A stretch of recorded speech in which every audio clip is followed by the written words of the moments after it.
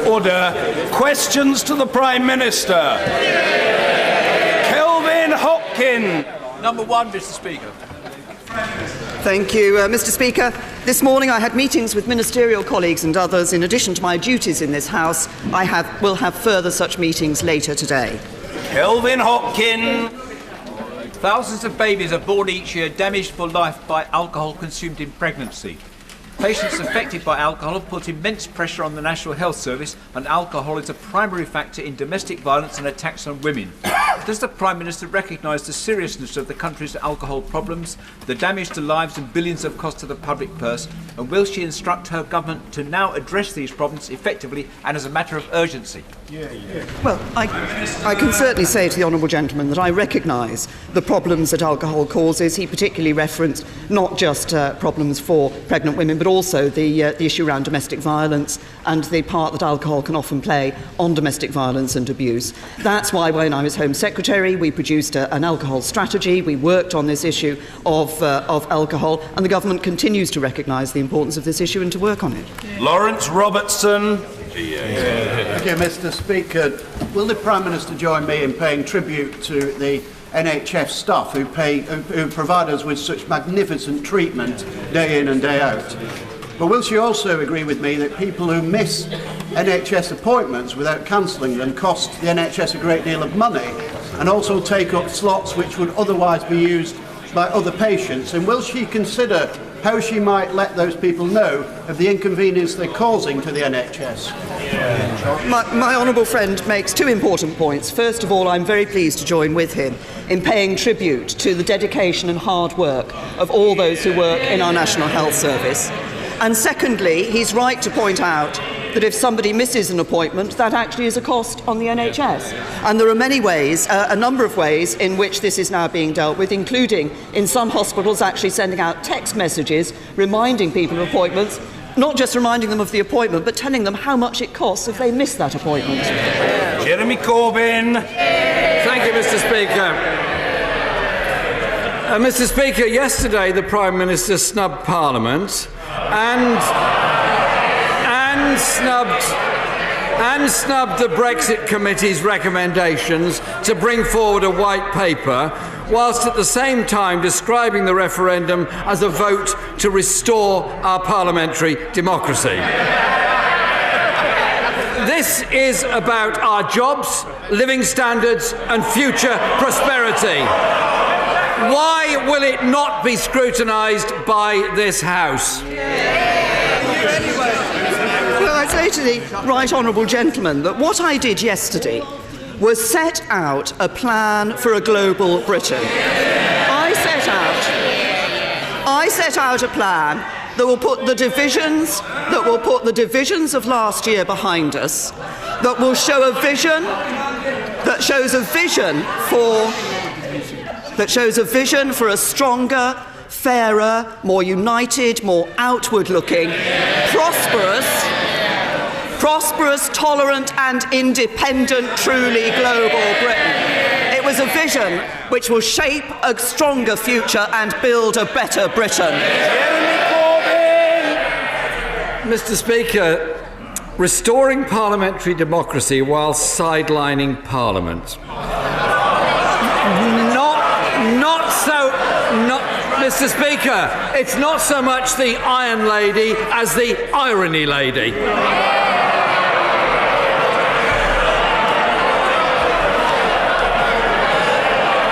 Yesterday, Mr. Speaker, the Prime Minister finally provided some detail.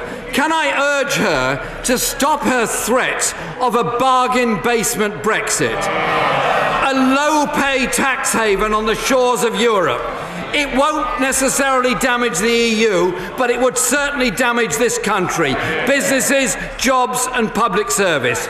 She demeans herself and her office and our country's standing by making these kind of threats.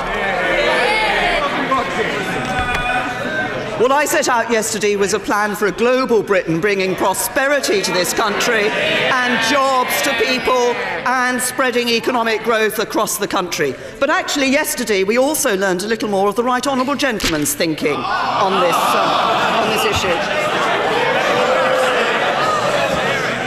What he said was the following. She has said that leave the single market, then at the same time says she wants to have access to the single market. I'm not quite sure how that's going to go down in Europe. I think we have to have a deal that ensures we have access to the market.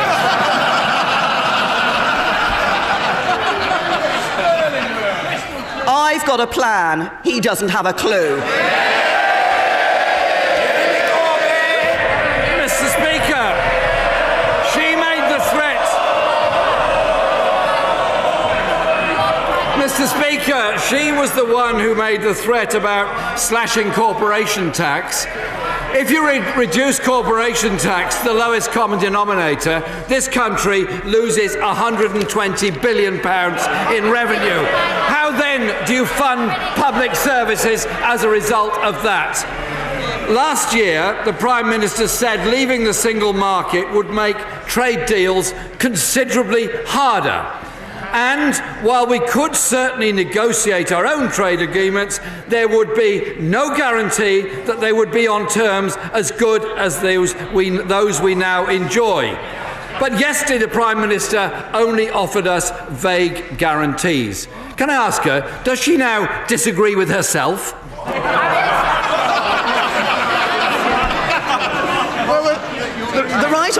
The right honourable gentleman might also have noticed that when I spoke in the Remain campaign, I said that if we voted to leave the European Union, the sky would not fall in. And look at what has happened, actually, to our economic situation since we voted to leave the European Union. But I say he talks about the future of this economy. I want us to be an outward-looking nation, trading around the world, bringing prosperity and jobs here into the United Kingdom.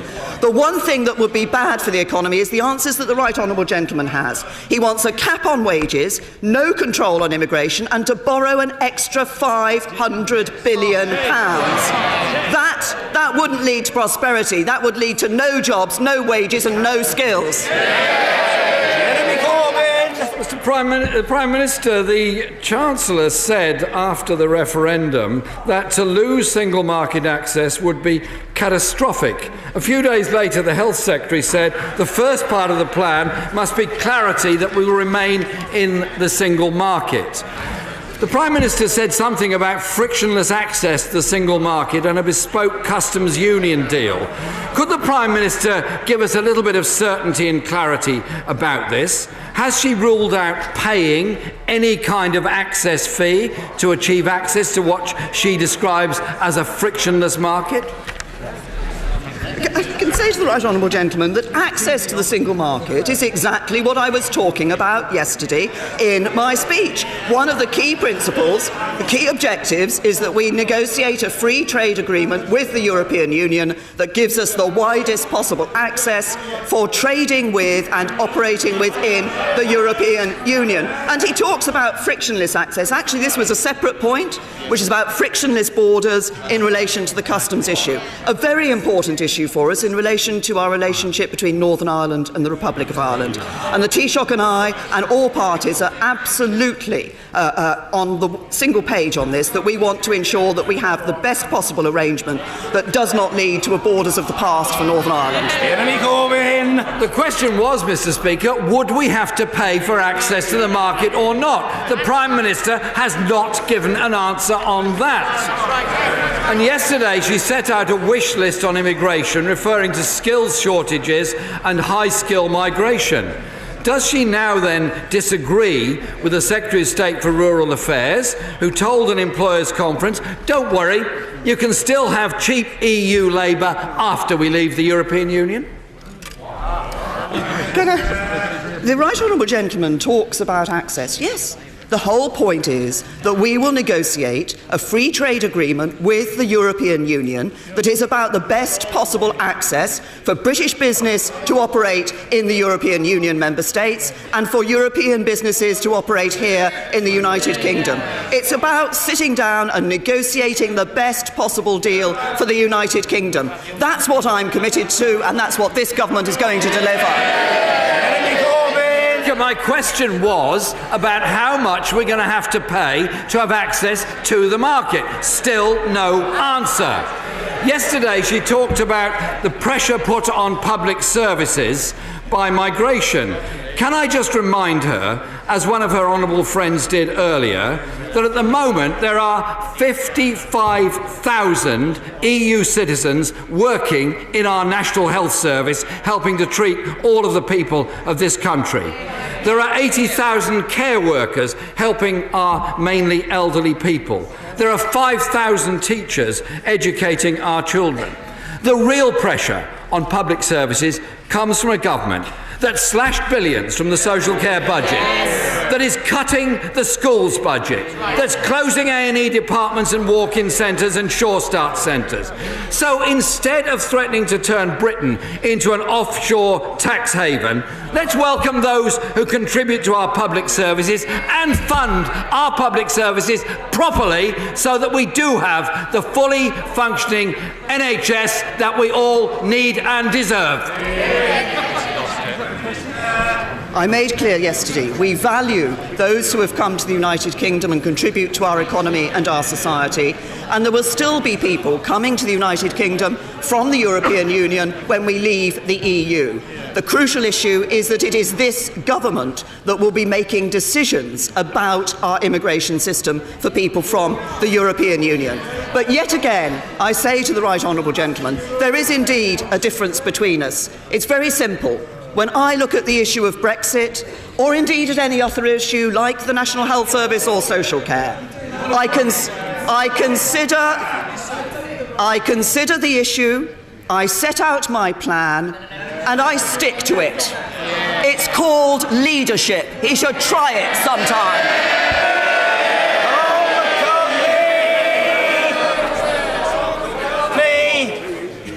Thank you, Speaker. Yesterday was a day for being bold and ambitious, and I'm sure my right honourable friend noted in her busy day that Lincoln City Football Club followed her lead last night, progressing to the fourth round of the FA Cup. Whilst I warmly welcome the PM's speech yesterday, I also noted her recent comments about white working-class boys and university.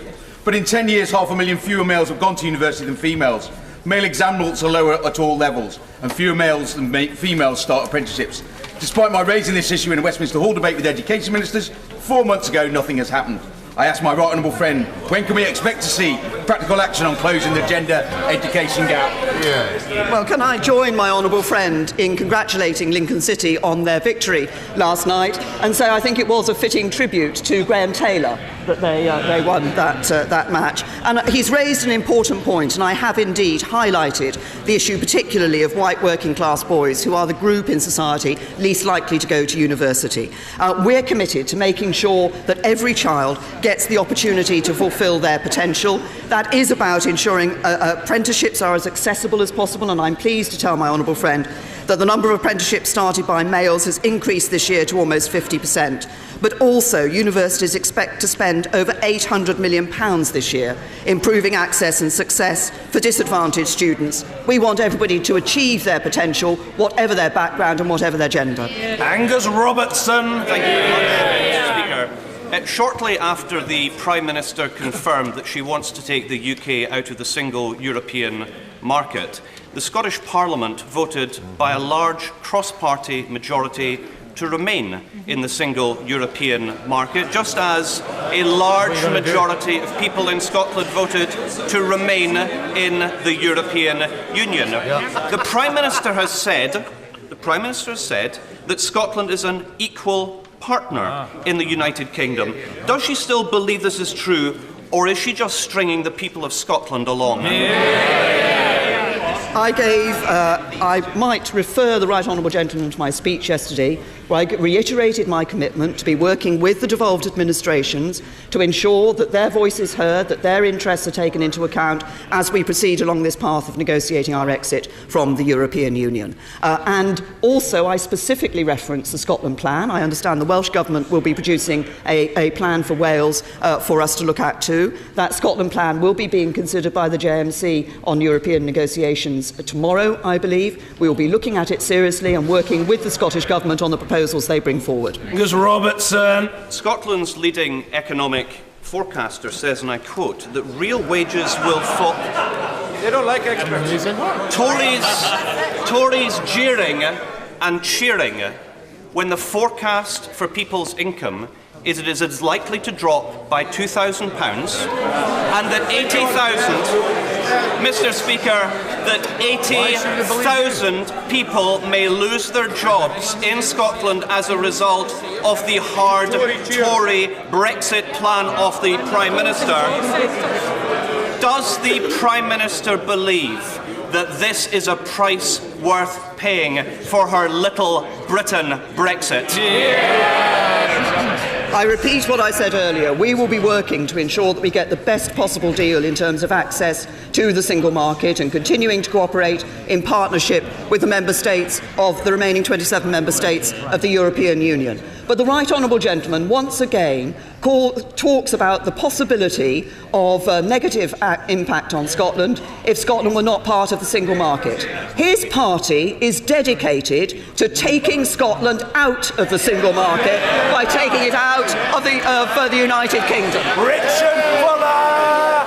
Mr. Speaker, this week directors of our larger companies have been told by investors to rein in senior executive pay, which is too often distorted by long-term incentive plans, which are too complex to manage and too excessive in their rewards. So will my right honourable friend look at such schemes as part of her corporate governance review? My honourable friend's raised an important issue, and I'm pleased to say that, of course, this government has already taken some action on executive pay, giving shareholders the power to veto pay policies and force companies to disclose the pay of their board directors, and introduced particular tough transparency measures for banks. But I want to build on that, and that's why we have published a green paper on how to strengthen shareholders' influence over executive pay and introduce greater transparency. And I look forward to receiving representations from my honourable friend on this issue. Kirsty Blackman. Thank you very much, Mr. Speaker. Will the Prime Minister provide a commitment today that no part of the Great Repeal Bill will be subject to English votes for English laws? The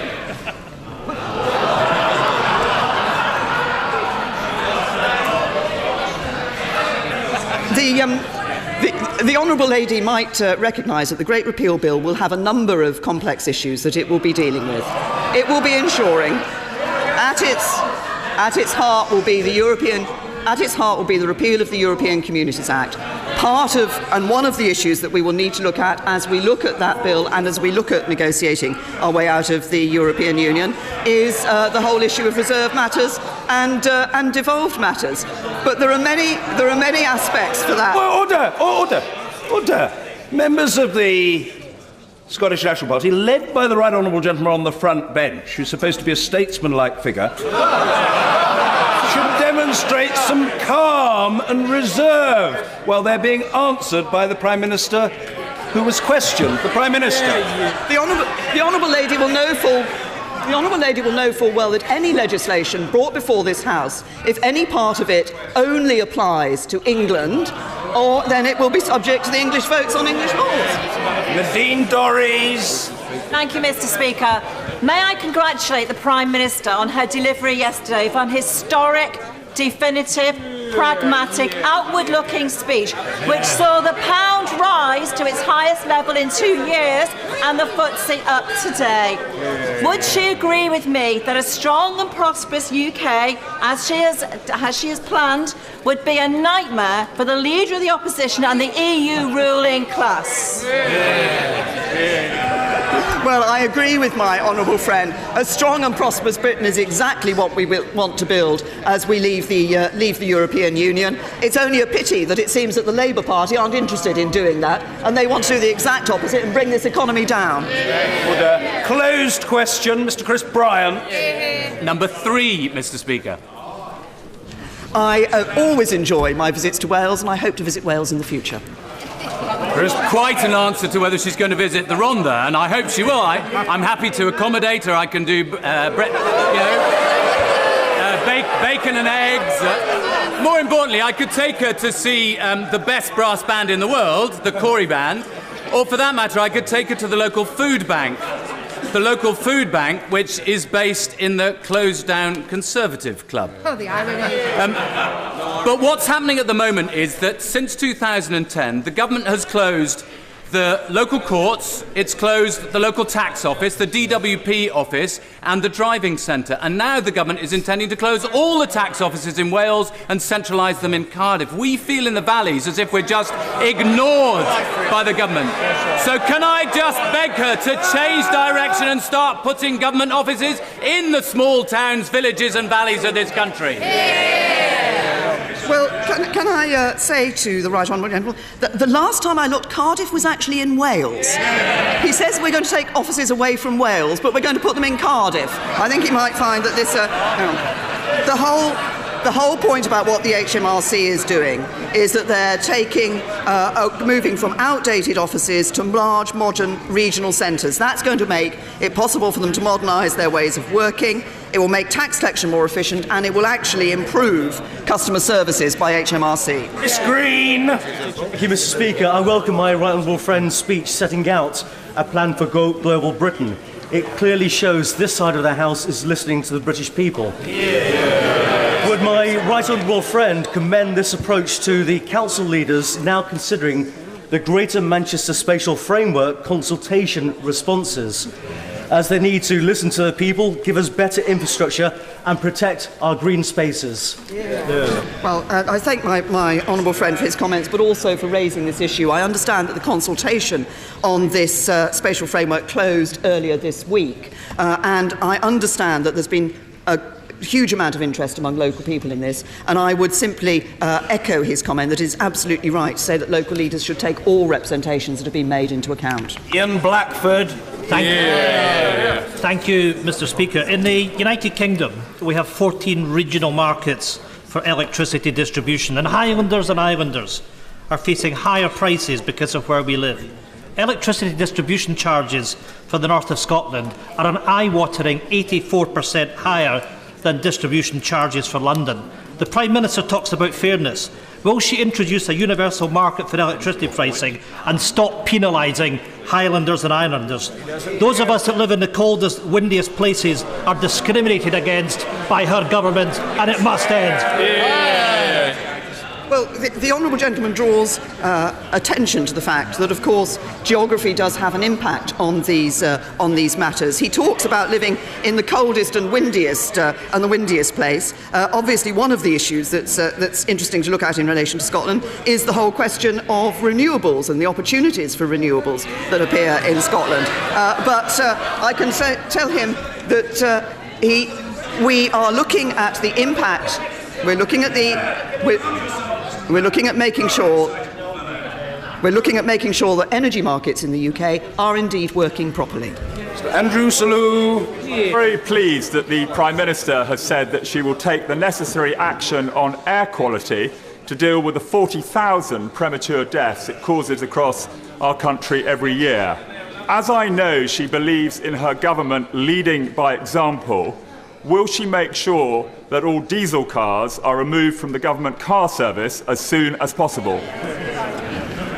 Well, my honourable friend is absolutely right in that improving air quality is a priority for this government. We're determined to cut harmful emissions. We've committed money since 2011 to supporting the take-up of low-emission vehicles. The government car service is indeed working to remove diesel vehicles from its fleet. It's so far replaced a quarter of its vehicles with petrol hybrid cars, and of course this work continues to remove those diesel vehicles. Barry Shearman. Mr. Speaker, is the Prime Minister aware that I totally agree with what she said yesterday? It's the job of people in this... Wait for it. We in this House have a real responsibility for our children and grandchildren to have a bright future. But is she aware there are dark clouds looming on the horizon in terms of intolerance, racism across Europe, and the foundering and the flux of many of our great institutions that have kept peace and prosperity since the last World War? And I speak here of the United Nations, the NATO, and indeed the European Union. Are we fit for purpose in keeping this country safe, secure in that world? Yes, well, I absolutely recognise the important issue that the right honourable gentleman has raised in this area.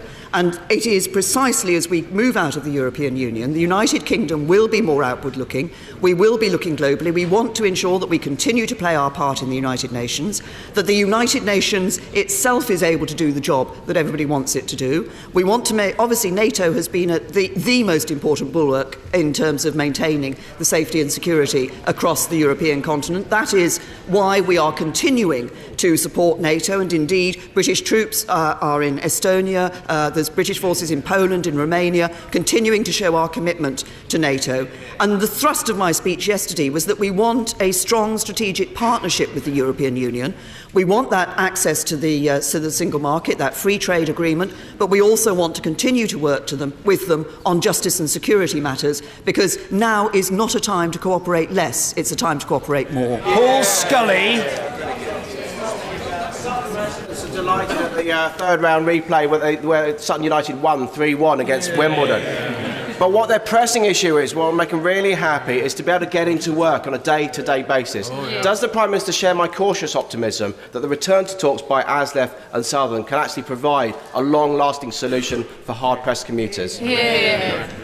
Well, as a former Wimbledon councillor, I'm not sure that I quite share the enthusiasm that my honourable friend said for the defeat of AFC Wimbledon. But on the point that he raised about the train strikes, yes, I do. And I hope that those sitting around the table are going to ensure that we can see an agreement reached which enables passengers to actually be able to get on with their lives, get on with their jobs, and not suffer the misery that was brought about them by the strike in the first place. On McDonough. Mr. Speaker, can I agree with the Prime Minister and disagree with the last member about the reference to last night's meeting and AFC's results? But if the Prime Minister really believes that GP surgery should be open 7 days a week, 12 hours a day, would she be my guest at a residents' meeting against Department of Health diktat, which will close the 6,000-strong Mitcham Wilson surgery? Even better, could she just tell her government to stop cuts to GP services, which force thousands to attend hard-pressed A&Es like those at St George's and St Helier? Or is she just happy to oversee the possible collapse of the NHS on her watch? Well, and I might remind the Honourable Lady that she and I sat on a council together where we tried to keep Wimbledon actually playing in Wimbledon, or at least in the borough of Merton, rather than moving elsewhere. On the point about GP services, GPs are part of the solution in terms of the NHS for the future. That's why we've seen more GPs coming into the NHS. There are something like more GPs there. There are 5,000 more GPs being trained and will be in place by 2020. But what we do want to ensure is that GPs are open and providing the services at times when the patients want to access them. Anna Soubry. Mr. Speaker, it was quite clear from the Prime Minister's speech yesterday that she seeks to build a Brexit consensus and to bring our country back together, and I thank her for that. To that end, and indeed to strengthen the Prime Minister's negotiating hand, before Article 50 is triggered, would she please consider at least publishing all those 12 objectives in a white paper so that we can debate them here in this place on behalf of all our constituents? Well, my honourable friend is right. I absolutely understand the point that she raised about Parliament's desire to be able to debate those objectives, which I set out very clearly in the plan that I set out yesterday. One of the objectives, one of the principles I set, was about certainty and clarity, and it continues to be the government's intention that we will provide clarity whenever it is possible, and we will ensure that at appropriate times both the public and Parliament are kept informed and are able to consider and properly scrutinise these issues. Louise Ellman. Thank you, Mr. Speaker. While dedicated and talented staff at the Royal Liverpool Hospital's Accident and Emergency Department struggle to find beds for sick people, around 135 patients are unable to be discharged solely because of government cuts to social care. When will the government recognise its responsibilities and not try to blame GPs for a problem of the government's own making? There is a pressure on social care. I've accepted that in this House. I've recognised that in this House. That's precisely why the government has recognised it and put improved funding through the Better Care Fund and the Social Care Precept. Liverpool this year raised 2.8 million from the precept, and on top of that they'll receive over 48 million from the improved Better Care Fund by 2019-20. But this isn't just a question of money, it is a question of ensuring we have a sustainable social care system for the future, and that's what the government is working on. Mr. Burt. Thank you, Mr. Speaker. Could I commend my right honourable friend for her remarks yesterday, not least the constructive tone she took towards the EU and the future of the EU, in marked contrast to others that we've heard over the years from many different quarters in the UK. Would she confirm that that constructive tone will remain as the best base for getting an agreement between ourselves and the EU for mutual interest, and that the default position of no deal will remain a default position, not be persuaded into being the government's preferred option? Very good. Absolutely. We want to get that good deal, and we expect to be able to get that good deal. And my right honourable friend is absolutely right that it is through goodwill and a positive approach on both sides of these negotiations that we will achieve that. I'm very clear that the UK wants to see a continuing strong European Union of 27 member states. We want to have a strong strategic partnership with that European Union and, of course, continue to work bilaterally with individual member states. And I made this point to a number of European leaders yesterday when I spoke to them after my speech, that we do want to approach this in a positive and optimistic fashion, because I believe that a deal that is good for the UK will be a deal that is good for the European Union. Louise Hay. This week, Mr. Speaker, the National Auditor revealed the abject failures in the Concentrix fiasco, which resulted in thousands of people wrongly denied their tax credits. This was not one rogue contractor, but a system designed by government to pursue and chase down claimants for profit. So does the Prime Minister agree with the Chief Executive of HMRC that payment by results has no place in our welfare system? And will she review this model, or will she wait for the next scandal to hit vulnerable people? I recognise many people received a poor service from Concentrix. It's not the first time that this has been highlighted in this chamber. This was not acceptable, and I apologise for the worry and distress that was caused for people. We've been very clear about that service operated by Concentrix. HMRC will learn the lessons from that contract, and they remain committed to providing a high-quality service. And it will not use a private sector supplier to undertake tax credits, error and fraud checks again. Mr. Kenneth Clark. Mr. Speaker, further to the question from my honourable friend, the member for Broxtowe, the Prime Minister did yesterday confirm her commitment to parliamentary democracy, and she, therefore, I assume, accepts the long-standing convention that the Executive, the Government, is continuously accountable to this House for the policies that it is pursuing. Could she, therefore, clarify whether or not she intends to make any further statements of policy intentions to this House, and whether she anticipates this House having an opportunity to vote its approval for those policies earlier than 2 years away, when the whole negotiation has been completed? My right honourable friend obviously raises a matter that not only our honourable friend, the member for Broxtowe, has raised, but others have raised as well. And if I can simply make this point. Obviously, yesterday, my right honourable friend, the Secretary of State for exiting the European Union, came and, I think, spent 2 hours answering questions from honourable and right honourable members in this House. There is a further debate, general debate, on exiting the European Union matters taking place today. There have been a number of these debates already, looking at the issues that are part of the objectives that we have set. We will have to consider the result of the decision of the Supreme Court, which may, if it goes against the government, require legislation to be brought before this House. There will be an opportunity in the Great Repeal Bill to look at a number of issues around exiting the EU. But as to voting on the actual deal that we have, we can't vote on that until we know what the deal is. And that's why I said yesterday Parliament will have a vote when we know what that deal is. Dr. Ailey Whiteford. Mr. Speaker, the Prime Minister's passing reference to the interests of Spanish fishermen in her speech yesterday rather let the cat out of the bag, that our fishing opportunities are already on the table as a bargaining chip before the Brexit negotiations have even started. So what exactly does the Prime Minister want to offer the Spanish fishermen? I made a very simple point yesterday, which is that this negotiation is not just about the United Kingdom. There will be others in the European Union who will be looking for ensuring that the deal we get is good for the UK and good for the European Union. But I have to say to the Honourable Lady, if she in any sense thinks that continued membership of the Common Fisheries Policy is what we should be looking for, that is certainly not the case, and that's certainly one of the things we voted against. Fry. Very much, Mr. Speaker. The people of Staffordshire and Stoke-on-Trent are again being confronted with a possible loss of emergency services in Stafford or Burton when our acute hospitals are constantly under intense pressure.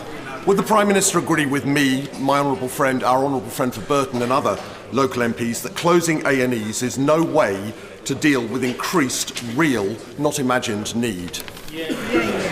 I think I would say to my honourable friend, the important issue is the level of service that is available to people in any particular local area. That's why the transformation plans, the sustainability and transformation plans that are being considered and have been published are taking into account and are being considered at a local level for local clinicians and local people to be able to agree what is best in their particular area. Gordon Marsden. Mr. Speaker, last Friday I went to Blackpool Victoria Hospital where the number of people waiting 12 hours or more in A&E doubled last year, 100 of them aged 90 or over. Now, trust managers told me our biggest factor in delays is discharging patients who can't get community care. My local paper said government cuts have eroded support for them. So will she stop waffling about her shared society, listen to her own budget watchdog saying we'll need £30 billion for older people in the next 10 years, and put that money not into corporation tax cuts, but into local adult care and the NHS? Well, just looking at the figures for what has happened in health in his particular area, there are more doctors in his NHS Foundation Trust, there are significantly more nurses in his NHS Foundation Trust, I know what the honourable gentleman is talking about, and I'm about to comment on it.